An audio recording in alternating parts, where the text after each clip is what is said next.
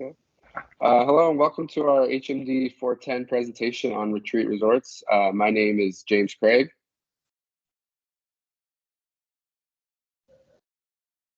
I'm Gregory Goldberg. I'm Christina Houston. I'm Sang-Min Lee. I'm Reagan McGrath. I'm Ben Sagredo. And I'm Haeun. And let's just get started.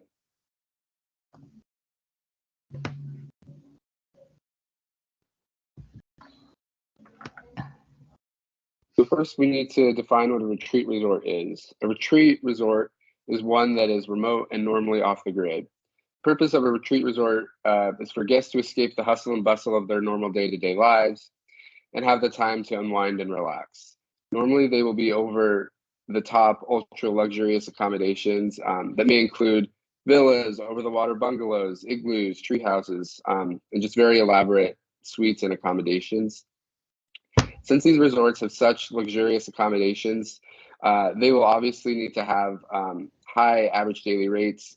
Most retreat resorts lack the infrastructure before they're built, similar to other hotels.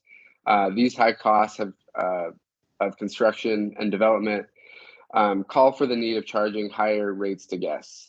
Some retreat resorts are all-inclusive, which include the hotel, food and beverage. Additional packages can be purchased that include alcoholic beverages. Many retreat resorts feature amenities like world-class spas, fine dining, and unique recreation activities and experiences. The focus of many retreat resorts is finding inner peace, relaxation, wellness, just trying to get guests out of their normal headspace. I'll be getting into the amenities and experiences of our chosen resort. There are normally a smaller amount of units for sale in retreat resorts. This is because the hotel does not want the guests to feel overcrowded when experiencing the property. The smaller crowds make the guests feel more exclusive and even more welcome.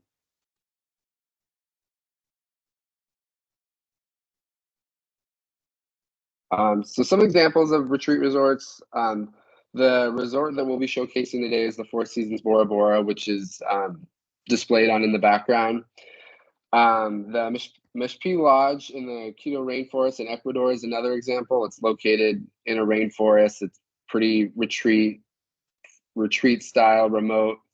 The Chabla Yucatan in Mayan, Mexico. Then some others I listed. There's one on Easter Island. Some in the U.S. include the Greeno, which is located in Montana, Alila Ventana, which is in Big Sur on the coast of California. So this is just based the Four Seasons Bora. This quote is from their website, but it's an all-suite private island paradise in the heart of French Polynesia. So they're just saying that they have spacious overwater bungalow suites, beachfront villa estates, and underwater adventures welcome you with the Sanfrin Gadail in the heart of French Polynesia. From our renowned luxury resort in Bora, take in the island's best view of Mount Otamola and toast sunsets from your overwater villa's private plunge pool. Marvel at the Tahitian night sky or simply lose yourself in our lagoon, where the waters teem with exotic reef fish and colorful corals. So just to get a better idea of where the Four Seasons Bora is, the blue dot is going to be UNLV, Las Vegas. The red circle is going to be Hawaii. And the highlighted portion down there is going to be the resort itself. The flight time from Las Vegas to Bora Bora is about 15 hours after 2 layovers.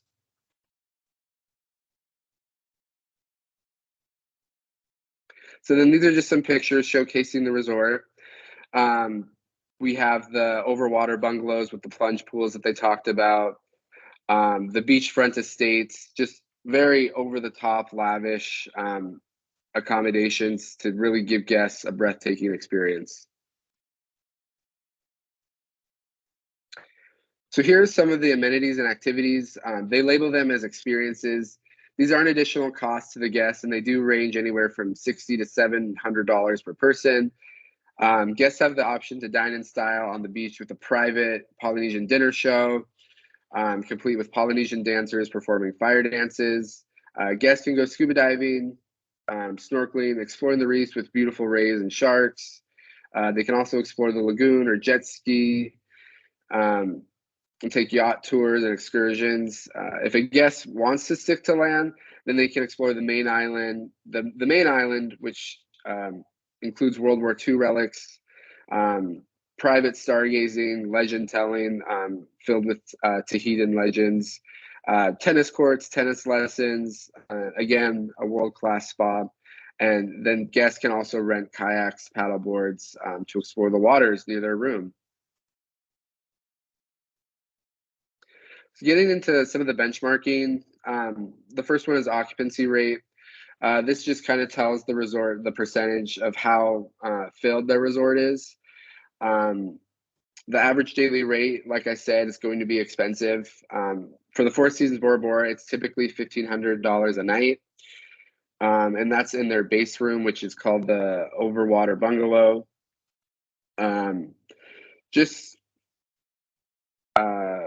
Just lets the resort know how much they're charging. And then moving on to RevPAR, this stands for revenue per available room. It's calculated by multiplying the ADR by the occupancy rate, represents the total revenue generated per available room. The average length of stay, for the Four Seasons of Bora Bora, it's going to be 5 to 10 days, with the busiest seasons being the dry season, May to October. That being because when it's the wet season, it's going to rain a lot. People don't really want to be on vacation when it's raining. And then customer satisfaction scores. So metrics like the Net Promoter Score, guest satisfaction surveys that are sent out after the stay really let the resort know where it's doing well and where it needs to focus. So on Google reviews, they have 4.7 stars out of 5 based on 731 reviews. 5 bubbles out of 5 on TripAdvisor from nearly 4,000 reviews, which is really good. And then 9.6 out of 10 stars on Expedia from 406 reviews.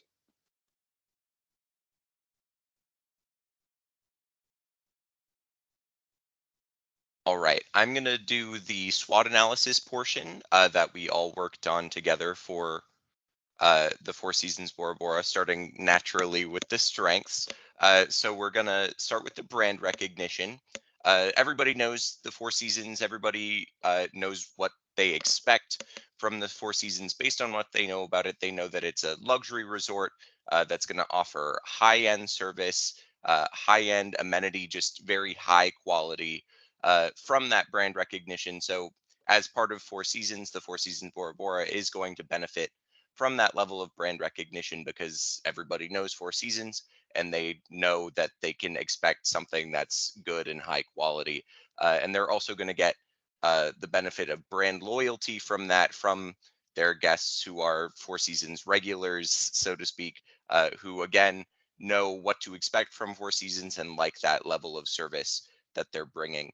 The next strength is their unique location, which is that it's a private, like sort of remote island, very scenic, as you can see. And it's definitely a destination for a romantic getaway. So they've definitely cornered that romance traveler market for people like honeymooners or people who are traveling for like their anniversary. It's definitely a unique location in that they definitely get that target demographic of those romantic travelers. And then sort of a subset of the unique location part is going to be that it has a lot of culture, the French Polynesian culture that James mentioned a little bit already. They have a lot of culture focused offerings like that canoe ride, a private dinner show. I believe that they can meet with a local artist. So there's just a lot of culture from the surrounding area that the Four Seasons Bora Bora benefits from. And this also helps target people who are cultural tourists, those who want to sort of get in touch with the culture of the surrounding area, get to know more about that. So that's definitely going to be a big strength for them. And then moving on to the weaknesses, this was compiled mostly from guest reviews. So one of the big ones was pricing, sort of paralleling that strength from before. Still a luxury resort. With a luxury resort, we can expect with the high-end quality, high-end pricing. As James mentioned, some of the amenities can get up to $700. Some of the rooms got up to like $2,000. There was just a lot of high-end pricing that a lot of people did not particularly enjoy. So guest expectations, despite the brand recognition, were not exactly met with everyone because the pricing is so high. Another complaint that we commonly saw was issues with transportation. As a result of it being a remote island, guests had to take a boat to get from the mainland to the actual resort, which a lot of people found inconvenient. And then also to get to Bora Bora, there was a connection to Tahiti. Like you can't fly directly to Bora Bora. So a lot of people had some issues with just getting to the resort in the first place. So that's another weakness, just as a result of being it so private and remote. It's a little bit more inaccessible, and you don't get that sort of effect that you would get from, say, like a strip hotel, because you can't walk down the street and see it and go, oh, I'm interested. It's remote. Then the final weakness was sort of some of the offerings that they had. Also, like James mentioned before, because it's a retreat resort, there's going to be a limited number of rooms available. I want to say specifically for this one, there's 107 rooms. While some guests do enjoy specifically that there is that sense of exclusivity to this resort, it's definitely a weakness in that they can't support more people at once. They can't accommodate all of these people. And then a lot of guests did note that none of the dining options really met their expectations for this luxury, like 5-star resort. Just none of them were really hitting that mark. So some of the offerings definitely could have been improved. Then moving on to the opportunities. So one of the first ones I wanted to note was there's definitely a big opportunity for some partnerships that the Four Seasons Bora Bora could make to sort of help address some of those weaknesses that I just mentioned. For the transportation weakness, I definitely think that they could forge some sort of partnership with either a boat or flight company, make that at least a little bit more accessible for their guests, maybe offer a bundle or just some sort of discounted rate to get to that actual resort, just so it's a little bit more accessible and a little bit less of a hassle. And then also to address the dining complaint and also sort of strengthen their cultural benefit that they had. I think that they could definitely get some partnerships with some local cuisine, with the people in the mainland, just forging a little bit more partnerships, which breaks the exclusivity of Four Seasons Bora Bora a little bit, but I think overall would definitely benefit the guests. Another opportunity that they have is their natural environment. It's on a beach, it's got all of this ocean. Lately, there's this big increase in the interest for ecotourism. A lot of people like seeing it when resorts are being sustainable, environmentally friendly, and conscious about things like their waste or just how they're treating the planet. And because this is such a natural environment, they have a really big opportunity to capitalize on that aspect of the resort itself. And then finally, they have a big opportunity with their experiences. They didn't have too many targeted bundles when I was looking at it. They had a romantic getaway one, as mentioned before, and they have a family focused one, but those are really the only two sort of customized experiences that they had. So they definitely have the opportunity to sort of diversify that a little bit more, sort of corner some more of those markets, like potentially ecotourism or maybe more just leisure travelers. Just offering some other targeted customizable bundles is definitely a big opportunity there. And then finally, threats. These are all going to be pretty standard for the industry. So the first one was going to be the possibility of economic downturn. Lately in the States, there's been a little bit of inflation, which is going to affect the travelers mostly. And then also just the possibility of like changes in supply and demand, scarcity of resources. This could affect things like operating cost or labor cost, which definitely is a potential threat. Another one is going to be the pandemic. We've been on recovery since 2020, and a lot of places have gotten at least very close to returning to normal. But there's definitely still that long-lasting impact from the pandemic, which definitely hurt the entire industry as a whole, especially with all of the travel restrictions, especially given that this retreat already has some transportation problems. So recovering from that, and if it were to ever happen again, is another threat to this one. And then, of course, is going to be competitors. Because of all of the weaknesses before, the exclusivity, the high price point, there's definitely a big competition with substitutes here, something that's going to be a little bit more accessible, something that's going to be a lower price point that people are going to be like, oh, well, this is just right down the street. It would be a lot easier for me to go there than fly all the way to Bora Bora.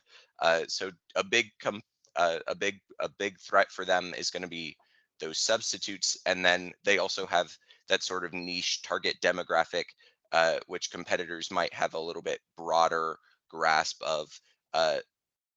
They might have a little bit broader target audience. So a big threat is going to be their competitors who can deal with more people than they can.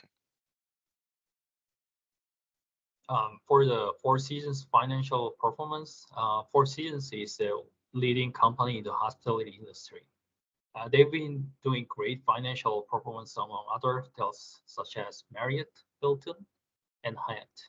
And even though they have faced huge financial crisis in 2020 and 2021 because of the pandemic, the Four Seasons reached a peak revenue of 4.3 billion in 2022. And this achievement is supported by a strong workforce of 45,000 employees. And this translates to an impressive revenue per employee ratio of 95,555. And it shows operational efficiency and employee productivity. And a key aspect of their strategic growth in 2020 was the opening of new properties worldwide and expanding their global market. And also, they have emphasized a development focus and brand strengths by planning diverse projects internationally. And for long-term shareholders, they are acquiring a majority stake to support, and it shows that they have confidence in the future of the Four Seasons. Therefore, with these strategic steps, Four Seasons is on the way to future success and innovation in the hospitality industry. So next, I just wanted to address the recent news of Four Seasons Bora Bora. So all official news and press releases would be found in the Four Seasons press room. And like James and Ben touched on, we had to go over the problem of transportation. But actually, Brad Packer, Senior Director of Public Relations and Communications, announced that Four Seasons Resort Bora Bora celebrates increased airlift. And I just wanted to read a bit from that article itself. So they said, beginning October 31st, 2023, Air Tahiti will begin offering daily night flights, allowing travelers with late arrivals to get to Bora Bora the same day and avoid a stayover in Tahiti. Additionally, new evening flights to Tahiti will allow guests to enjoy a full last day in Bora Bora and reduce their layover time in Tahiti before departing French Polynesia. The frequency of these night flights will build to full capacity in April 2024. So, as we all know, pre-arrival, arrival, and transportation are key parts of our industry, and this is essential because especially if it's just a travel day on an island like our resort, planning how the day will go, or if it's just a travel day for people, is a major chunk of their vacation time. So by making this adjustment, Four Seasons Bora Bora wants to become more accessible and travel-friendly, changing their hours of operation to open up more ideal times for their flights via their partnership with Air Tahiti. So this was a huge article that broke on October 27th, 2023. And then a few more recent news articles on the next slide would include the cultural program. Like as mentioned, French Polynesian culture is a huge part of Four Seasons Bora Bora. So Samuel Few, cultural ambassador, will now offer several cultural experiences for resort guests. Some examples of these would include the Monoi oil workshop, Perio painting, shell necklace making, flower crown making, legend storytelling, cooking classes, and the Polynesian dinner show, just to give a few examples. But this is extremely important and something they wanted to give a press release about because it just shows how many opportunities there are for a guest who's traveling to immerse themselves in Polynesian culture. And we will get into this later, but there was another press release article mentioning how Four Seasons Resort Bora Bora was named the best luxury beach hotel worldwide in Luxury Travel Advisors Awards of Excellence. So these were just a few examples of how news is communicated officially through Four Seasons Bora Bora. But next, we will get into the marketing of the concept. So the main piece of marketing for Four Seasons Bora Bora is their website. It's very sleek, very sophisticated, but the biggest draw, I believe, would be the photos and videos on the website. So if you click on their website, you'll see a section that says Resort Overview with photos and videos. These videos are super enticing. They're really specific about the location, the accommodations, and the amenities. So how reservations are made would start from the website, and this is just a huge marketing draw of their concept because it gives a whole overall picture of what the resort looks like. But also, Four Seasons Bora Bora is using social media now. So on the next slide, I'll go over their TikTok. I don't know how many of you have this on your For You page, but I've seen this resort come up multiple times on my For You page. So influencers are definitely creating content from TikTok and showcasing this and presenting the resort to others, which makes them want to look into it more. And then they're very interactive on their official Four Seasons Bora Bora Instagram account. So as you can see, they're super specific in their highlights. For example, they have one for their spas, their accommodations, their weddings, and just their guests themselves. And they encourage guests to tag them and show them what they're doing during their stay so they can repost it. So this is a super important job of marketing because not a lot of companies interact with their fan base as close as Four Seasons Bora Bora is. And it's a very traditional, very sleek, very sophisticated piece of marketing. So that goes over the marketing of the concept. Okay, so we will explore various aspects of the resort reputation, encompassing positive, neutral, and negative sentiments. Let's begin with the positive sentiments that have earned Four Seasons Bora Bora exceptional ratings across multiple platforms. Travelers consistently praise the resort for its outstanding rating, outstanding staff, perfect cleanliness, world-class amenities, and breathtaking, unrivaled location. For those looking to explore the underwater world, the resort offers snorkeling and diving excursion led by experienced guides. Also, they maintain an active and engaged presence on Instagram, showcasing the beauty of the resort and fostering a sense of community among its guests. This not only reflects the resort commitment to social engagement, but also serves as a testament to the unforgettable experiences guests have had. And moving on to neutral sentiments, it's worth noting that some reviews on Booking.com and Hotels.com mention slightly higher prices. Additionally, there are isolated incidents reported, such as termite infestation and high resort fees. While these are relatively infrequent occurrences, they are points to be aware of when considering a stay. It's essential to be transparent about potential concerns, ensuring that travelers make informed decisions based on a comprehensive understanding of their options. So now let's address negative sentiments. Some guests have expressed dissatisfaction with the quality of breakfast and have raised concerns about excessive fees. There have also been reported issues with an undisclosed meal and drink program, highlighting the importance of clear communication and transparency in all aspects of the guest experience. So in conclusion, while the majority of reviews for Four Seasons Bora Bora are overwhelmingly positive, it's crucial to consider the range of sentiments expressed by different travelers. The resort's commitment to excellence is evident, but understanding the nuance allows us to make informed decisions and provide valuable insights for both the management and prospective guests. Okay, so moving on to the planning guides of the unique positions for the resorts. with an emphasis on sustainability. These are a couple of things that work for us, especially with us being on an island. We like to seek foods and products that are locally sourced. This helps with us being with not having many resources nearby. It can be very expensive to fly and ship materials to us. With us being a 5-star resort, there's a certain level of amenities our guests expect from us. There's also a certain level of prestige that we must uphold for them. As well as, with this being said, we have to find unique ways for us to help minimize our waste. We can do so with comprehensive recycling programs. Our comprehensive recycling program allows for us to reduce waste, recycle valuable materials, and reuse certain items for the good of the community.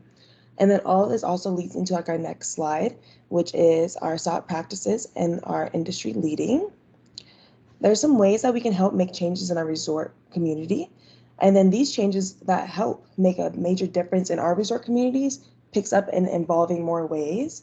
One example that we do not change, like for an example for us, is that we do not change our linens or our bathroom towels on a daily. We give it about 3 or so days until we do so when the guest, or like as the guest stays.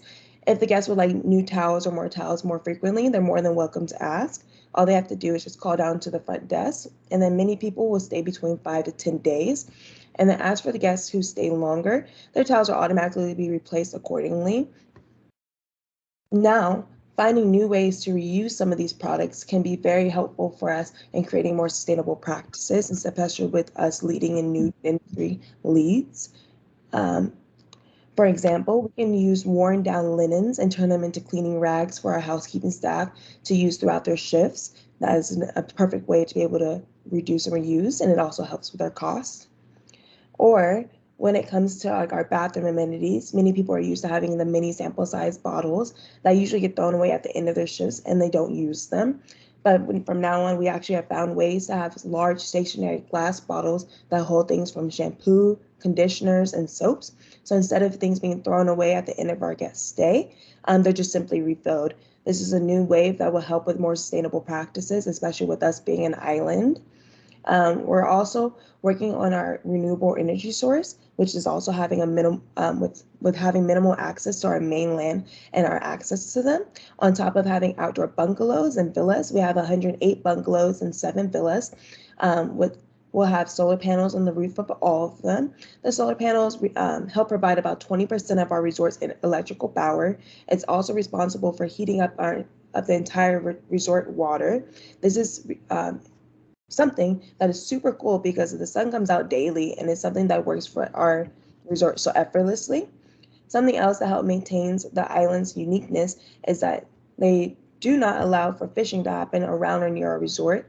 This is simply just to help with the problem of overfishing in the ocean surrounding. And then it also allows for our resort to maintain the uniqueness of it being a 5-star island resort.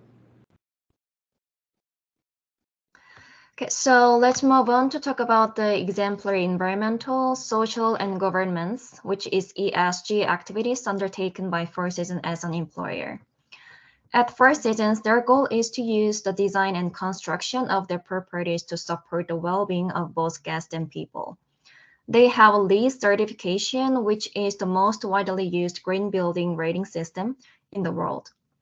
Also, the EarthCheck system includes a combination of core criteria and custom criteria relevant to specific business and sectors.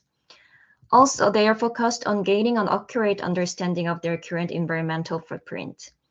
According to the Four Seasons ESG Report 2022, 96% of their properties report having a recycling program in place, and 74% of properties have electric vehicle charging stations, which can reduce carbon and energy consumption.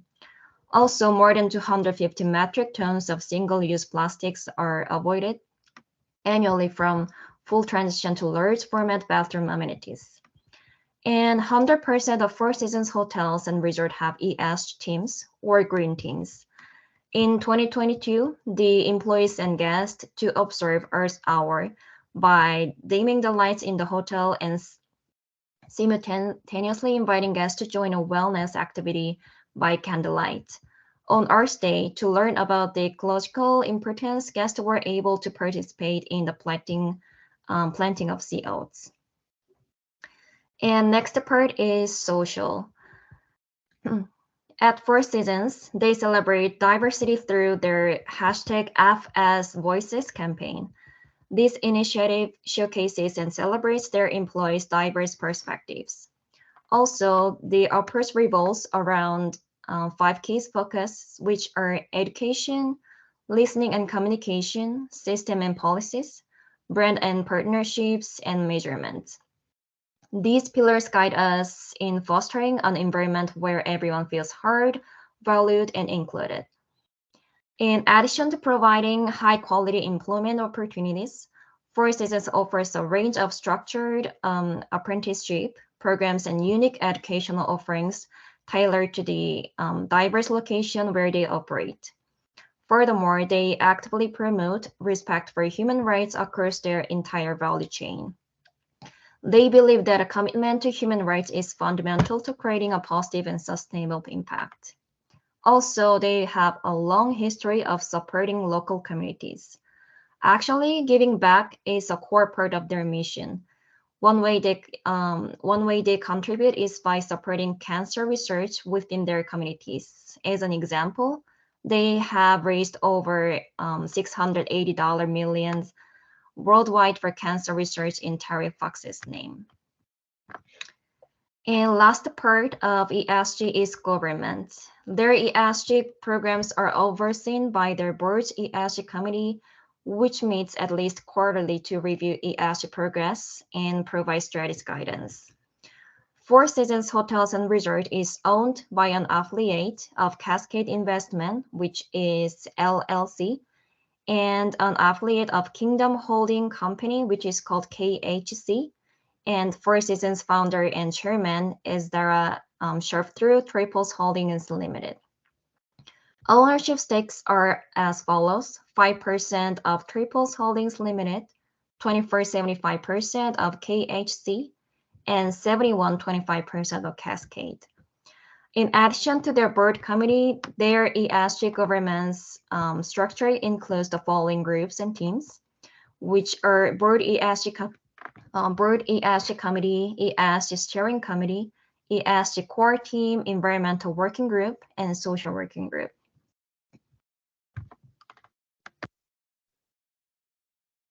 And for the corporate reputation, it can be divided into luxurious, eco-friendly, and cultural. The Bora was recognized as the best luxury beach hotel worldwide by Luxury Travel Advisor in 2023. And this prestigious award highlights the exceptional quality and luxurious experience offered by Four Seasons. And since 2015, the Bora has been offering a private jet experience, elevating the standard of luxury travel. This service reflects the brand's commitment to providing exclusive and personalized experiences to its guests.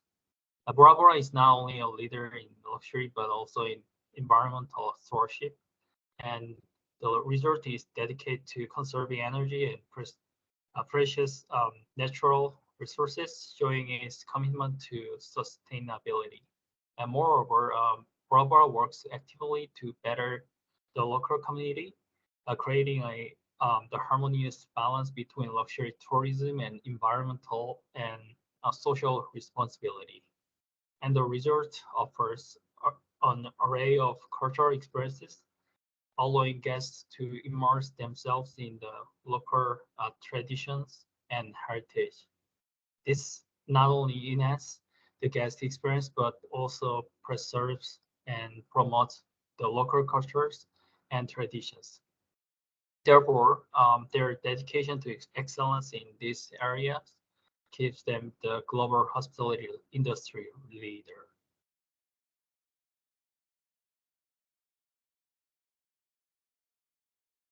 So when talking about Four Seasons resorts, must be mentioned that they have world-class service standards and philosophies. Four Seasons guest service standards have become the standard in the hospitality industry. This quote from founder and chairman Isidore Sharp really does a good job of summing up their philosophy. The reason for our success is no secret. It's the golden rule. Simple idea that if you treat people well, the way you would like to be treated, they will do the same. Exceptional service is at the center of the Four Seasons brand, and it's how they provide their guests value, even at the luxury rates. The reason that guests come back over and over again is because of the way they are treated, not just because of the high-end physical amenities and environment of resorts. Four Seasons takes the phrase, "the customer is always right," to a whole new level and aims to never say no to any guest requests, no matter how crazy it might seem. Going above and beyond with guest service not only exceeds customer expectation, but it also generates word of mouth guest stories of their experience. Time and time again, we've seen examples in the media of a guest experience at Four Seasons where they were provided with exceptional service and an employee went above and beyond in satisfying their needs. In order to provide this high quality of service, one important point is that employees must also be treated well, which is a focus of Four Seasons corporate. They aim to treat their employees just as well as they treat their guests, which leaves employees more likely to treat the guests with respect. In terms of share price performance, Four Seasons is actually a privately held company, so there's no public stock listing available that can be analyzed. But their ownership stakes and valuation of the company is public information. As was mentioned earlier, this is the ownership stakeholders as follows. So Bill Gates and Cascade Investment Group own 71.25% of the company. Prince Al-Walid bin Talal of Kingdom Holding owns 23.75% of the company. And founder and chairman Isidore Sharp still retains 5% of the company. Four Seasons initially agreed to a buyout in 2007, where 95% of the company was sold in an equal split to Gates and Kingdom Holding, $3.8 billion total. This gave the company a valuation of $4 billion. In 2021, Gates agreed to purchase an additional 23.75% stake in Four Seasons from Kingdom Holding, which brought his total investment and stake of the company to 71.25%. He purchased this additional 23.75% stake for $2.21 billion, which gave the company a recent valuation of $9.3 billion. With that, we'd like to thank you for taking the time out to watch our presentation, and we hope you enjoyed. Thank you. Thank you.